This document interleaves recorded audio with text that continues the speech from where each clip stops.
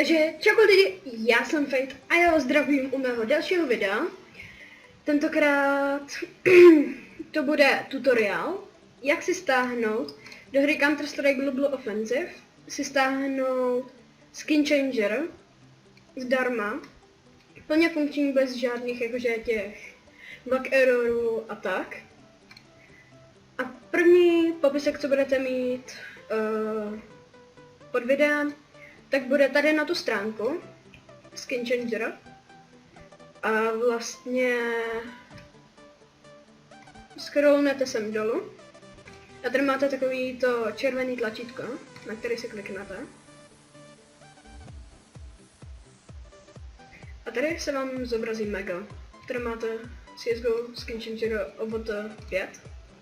Dáte download through your browser a počkáte. Takže až se vám to dostahuje, tak se vám zobrazí tato, nevím jak mám, ale dáte si RAR a někam si to uložíte. Já si to dám třeba...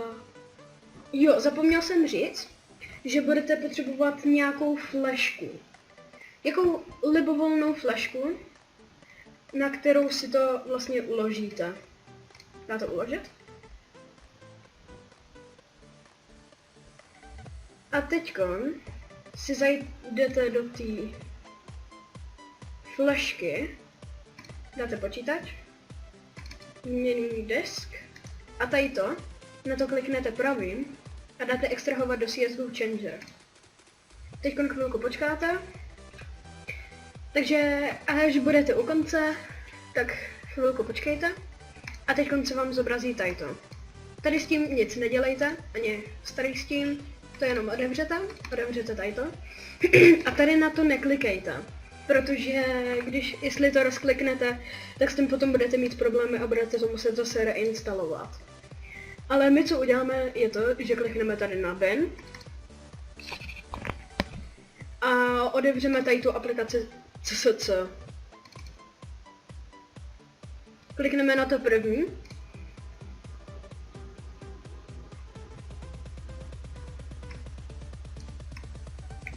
A chvilku počkáme, protože se nám to musí načíst. Tak, už se nám to načetlo.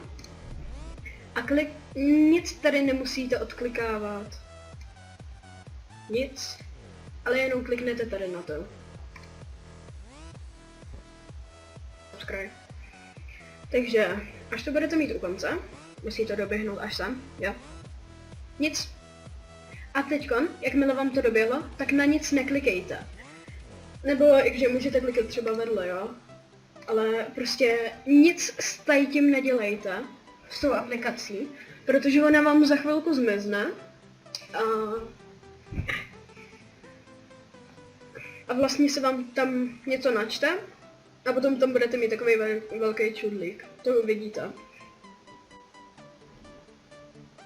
Takže až vám to takhle zmizí, tak se vám objeví zase tato. A vyběhnou vám nějaký reklamy, to vůbec nemusíte vědět.